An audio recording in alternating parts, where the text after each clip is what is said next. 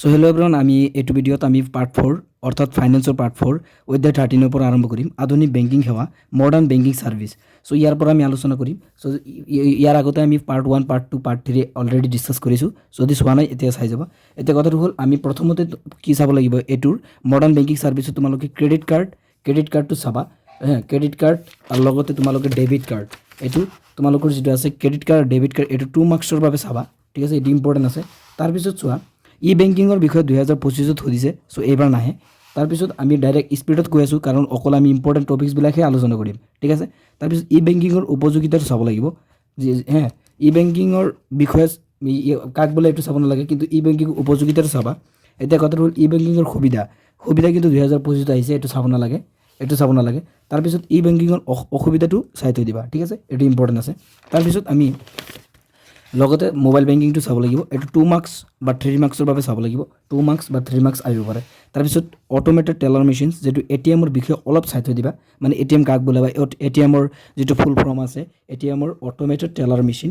চ' এইটো ATM-ৰ ফুল ফৰ্মটো চাব লাগিব। ATM কাক বোলে যদি সোধে, চ' 2 লাইন বা 3 লাইনমান লিখি দিবা। চ' এইখিনি চাব লাগিব। তাৰপিছত ATM-ৰ কাম কাজ এইটো 2025 আহিছে, চ' এইবাৰ চাব নালাগে। তাৰপিছত ATM-ৰ সুবিধাটো চাই থৈ দিবা। ATM-ৰ সুবিধাটো চাই থৈ দিবা। তাৰপিছত আমি ডাইৰেক্ট অনুশীলনত আহি গ'লোঁ। তো অনুশীলনত আমি আলোচনা কৰোঁ ATM কাৰ্ডখন এক প্ৰকাৰ ডেবিট কাৰ্ড, সঁচা। তাৰপিছত গ্ৰাহকৰ হিচাপত পৰ্যাপ্ত পৰিমাণ ধন থাকিলেহে ক্ৰেডিট কাৰ্ড ব্যৱহাৰ কৰিব পাৰি, এইটো হ'ল মিছা। তাৰপিছত মোবাইল বেংকিং ই বেংকিঙৰ উদাহৰণ, সঁচা।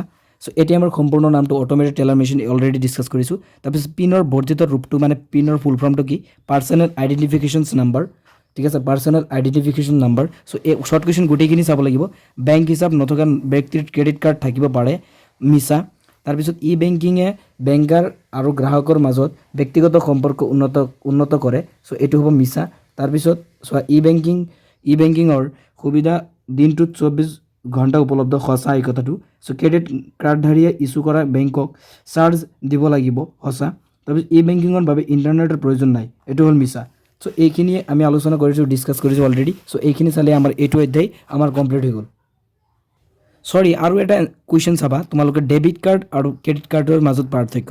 চ' এইটো লঙৰ বাবে চাই থৈ দিবা, এইটো ইম্পৰ্টেণ্ট আছে। যে ডেবিট কাৰ্ড আৰু ক্ৰেডিট কাৰ্ডৰ মাজত তোমালোকৰ ডিফাৰেঞ্চটো, পাৰ্থক্যটো চাব লাগিব, এইটো ইম্পৰ্টেণ্ট আছে এইবাৰৰ কাৰণে। তাৰপিছত 14 অধ্যায়, লিজ বা পট্টা, লিজ ফাইনেন্স। চ' ইয়াত প্ৰথমতে চাব লাগিব লিজ বা পট্টা কাক বোলে। কেতিয়াবা লিজ কাক বোলে দিব পাৰে বা কেতিয়াবা পট্টা কাক বোলে দিব পাৰে। চ' দুয়োটা একেই। চ' এইখিনি চাবা কাক বোলে। তাৰপিছত এইটো ফুল ফৰ্মটো চাবা, ইণ্টাৰনেশ্যনেল একাউণ্টিং ষ্টেণ্ডাৰ্ডছ IAS। চ' এইটো চাবা। তাৰপিছত টাইপছ অফ লিজেছ, এইটো 2025 আহিছিল। চ' এইটো আমি স্কিপ কৰিম, চাব নালাগে। তাৰপিছত এতিয়া চোৱা, চ' আমাৰ যিটো বিত্তীয় পট্টাৰ বা ফাইনেন্স লিজৰ বৈশিষ্ট্য তোমালোকে এইটো লঙৰ বাবে বা 2 মাৰ্কছ, 2টামান বৈশিষ্ট্য বা 3টামান বৈশিষ্ট্য তোমালোকে চাই থৈ দিবা, এইটো ইম্পৰ্টেণ্ট আছে। লগতে অপাৰেটিং লিজ কাক বোলে। চ' অপাৰেটিং লিজৰ বৈশিষ্ট্য চাবা, এইটো ইম্পৰ্টেণ্ট আছে। তাৰপিছত চোৱা আমি ডাইৰেক্ট অনুশীলনত আহি যাওঁ। চ' অনুশীলনত আমি অলৰেডি আলোচনা কৰিছোঁ যে বিত্তীয় পট্টা বা ফাইনেন্স লিজ বাতিলযোগ্য পট্টা বা লিজ নেকি, নহয়। চ' কাৰ্যকাৰী পট্টা বা অপাৰেটিং লিজ হ্ৰস্বমেধি পট্টা লিজ নেকি, হয়। চ' এইখিনি আমি শ্বৰ্ট কুৱেশ্যন কৈছোঁৱেই যে পট্টা বা লিজ কাক বোলে, এইখিনি চাব লাগিব। চ' এইখিনি ডিছকাছ কৰিছোঁ। অপাৰেটিং লিজ কাক বোলে, এইটো চাব লাগিব। ফাইনেন্স লিজ কাক বোলে, এইটো চাব লাগিব। তাৰপিছত তোমালোকৰ বৈশিষ্ট্যখিনি চাবা। চ' তাৰপিছত এতিয়া কথাটো হ'ল কি, সুবিধা অসুবিধা চাই থৈ দিবা। এইটো 2 মাৰ্কছৰ কাৰণে এইখিনি। এতিয়া কথাটো হ'ল লং আমি কি চাম, মেইন কথাটো হ'ল লং আমি কি চাম। চ' লং আমি এইটো চাম, পাৰ্থক্যটো চাব লাগিব যে ফাইনেন্স লিজ বা অপাৰেটিং লিজৰ মাজত পাৰ্থক্য, এইটো ইম্পৰ্টেণ্ট আছে, ভেৰি ইম্পৰ্টেণ্ট আছে। চ' এইবাৰৰ কাৰণে তোমালোকে এইটো চাবা।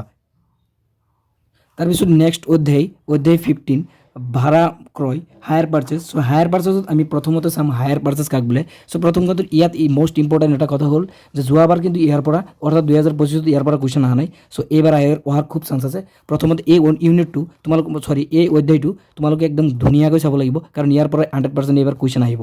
চ' প্ৰথমতে চাবা ভাড়া ক্ৰয় কাক বোলে। চ' ইজ ভেৰি ইম্পৰ্টেণ্ট, ভাড়া ক্ৰয় কাক বোলে, higher purchase, what is the meaning of higher purchase. ঠিক, হায়াৰ পাৰ্চেছ এইটো কাক বোলে, এইটো সুধিব। তাৰপিছত হায়াৰ পাৰ্চেছ চিষ্টেমছ, অৰ্থাৎ ফিচাৰ্ছ, বৈশিষ্ট্য। চ' বৈশিষ্ট্যখিনি চাবা, লং কুৱেশ্যনৰ কাৰণে গোটেইখিনি চাবা। চ' কেতিয়াবা ডাউন পে'মেণ্ট কাক বোলে, ইয়াত 2 মাৰ্কছৰ বাবে আহি যায়, ডাউন পে'মেণ্ট কাক বোলে। চ' এইখিনি লিখি দিবা, আৰু লং চাব লাগিব। তাৰপিছত এতিয়া কথাটো হ'ল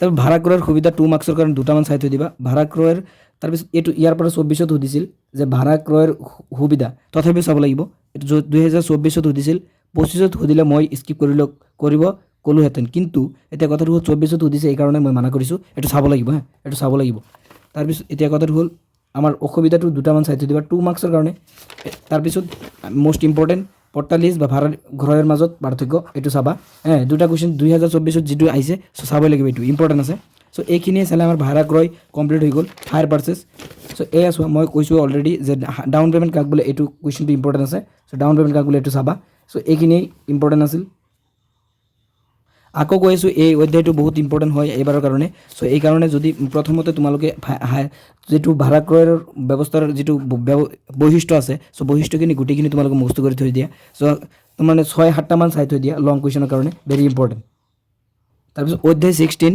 মিউচুৱেল ফাণ্ড চ' মিউচুৱেল ফাণ্ডত তোমালোকে মিউচুৱেল ফাণ্ড কাক বোলে এইটো চাবা মিউচুৱেল ফাণ্ড কি চ' এইখিনি ইম্পৰ্টেণ্ট আছে মিউচুৱেল ফাণ্ড কি তাৰপিছত তোমালোকৰ যোৱাবাৰ কুৱেশ্যন চাইছোঁ এনালাইজ কৰিছোঁ মিউচুৱেল ফাণ্ডৰ পৰা কুৱেশ্যন সোধা নাই চ' এইবাৰ ইয়াৰ পৰা কুৱেশ্যন সুধিব পাৰে যে মিউচুৱেল ফাণ্ডৰ শ্ৰেণী বিভাজন চাবা মিউচুৱেল ফাণ্ড কাক বোলে এইটো চাবা তাৰপিছত তোমালোকৰ মিউচুৱেল ফাণ্ডৰ শ্ৰেণী বিভাজন লং কুৱেশ্যনৰ কাৰণে চাব লাগিব তাৰপিছত এতিয়া কথাটো হ'ল মিউচুৱেল ফাণ্ড যিটো এইটো অধ্যায়টো আছে ইয়াৰ পৰা মানে চাবই লাগিব ইম্পৰ্টেণ্ট আছে মিউচুৱেল ফাণ্ড বিনিয়োগৰ সুবিধা এইটো 2024ত আহিছিল এইবাৰ আহিব পাৰে ৰিপিট হ'ব পাৰে চ' সুবিধাখিনি চাই থৈ দিবা তাৰপিছত অপেন এণ্ড ফাণ্ড মিউচুৱেল ফাণ্ডৰ পাৰ্থক্য ইজ ভেৰি ইম্পৰ্টেণ্ট এইটো এইটো চাব লাগিব পাৰ্থক্যবিলাক আছে তোমালোকে চাই থৈ দিবা চ' এইখিনি ইম্পৰ্টেণ্ট আছিল তাৰপিছত এতিয়া কথা হ'ল মিউচুৱেল ফাণ্ডৰ তোমালোকৰ এই দুটামান লাইন তোমালোকে ৰিডিং মাৰি থৈ দিবা ইয়াৰ পৰা শ্বৰ্ট কুৱেশ্যন আহিব পাৰে তাৰপিছত এই হাইলাইট কৰাখিনি তোমালোকে ইয়াৰ পৰা শ্বৰ্ট কুৱেশ্যন আহিব পাৰে সুধিব পাৰে যে কি মিউচুৱেল ফাণ্ডৰ প্ৰতিষ্ঠানীকৰণৰ প্ৰয়োজনীয়তা প্ৰথমবাৰৰ বাবে অনুভৱ কৰিছিল দেশৰ প্ৰাক্তন প্ৰধানমন্ত্ৰী পণ্ডিত জৱাহৰলাল নেহৰু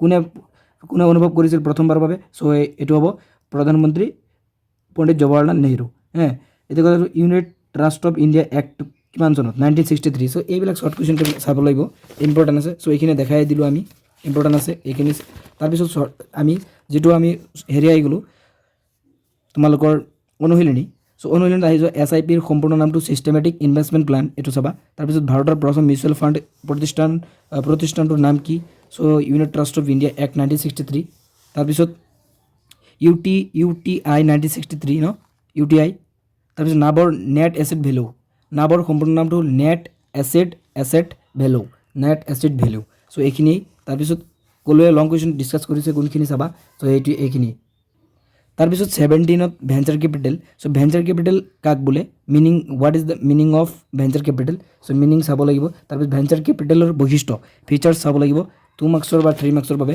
তাৰপিছত কথাটো হ'ল ভেঞ্চাৰ কেপিটেলৰ গুৰুত্ব কিন্তু 2024ত আহিছিল 2024ত আহাখিনি আমি চাব লাগিব ইম্পৰ্টেণ্ট আছে তাৰপিছত ফেক্টৰিঙো 2024ত আহিছিল চ' ফেক্টৰিঙো চাব লাগিব তাৰপিছত চ' এইখিনিয়ে আছে আমাৰ চ' প্ৰথমতে আমাৰ ইম্পৰ্টেণ্ট বেছি হ'লে চ' ভেঞ্চাৰ কেপিটেল কাক বোলে এইটো চাবা আৰু ভেঞ্চাৰ কেপিটেল বৈশিষ্ট্য চ' বৈশিষ্ট্যখিনি চাবা গুৰুত্বও চাবা চ' 2024ত আহিছিল যিহেতু চ' চাব লাগিব এই গোটেইখিনি এইখিনিয়ে আছিল আমাৰ ভেঞ্চাৰ কেপিটেলৰ পৰা 2 মাৰ্কছৰ বাবে ফেক্টৰিং সেৱাৰ সুবিধা দুটামান বা তিনিটামান চাই থৈ দিবা 2 মাৰ্কছ বা 3 মাৰ্কছৰ বাবে ফেক্টৰিং সেৱাৰ সুবিধা তাৰপিছত মাচুল ভিত্তিক বিত্তীয় সেৱা এইটো আহিছিল এতিয়া কথাটো হ'ল ইয়াৰ পৰা আমি ডিছকাশ্যন কৰিম ইম্পৰ্টেণ্ট চ' ইম্পৰ্টেণ্ট প্ৰথম কথাটো হ'ল 2025ত ষ্টক ব্ৰকিং এইটো আহিছিল চ' এইটো চাব নালাগে তাৰপিছত এতিয়া কথাটো হ'ল ষ্টক দালালৰ কাৰ্য আহিছিল এইটো চাব নালাগে স্কিপ কৰিলোঁ এতিয়া কথাটো বাকী কোনটো থাকিল আমাৰ বাকী যিটো থাকিব এইটো ইম্পৰ্টেণ্ট চ' ক্ৰেডিট ৰেটিং 2024ত আহিছিল চ' এইটো চাব লাগিব ক্ৰেডিট ৰেটিঙৰ বিষয়ে চাবা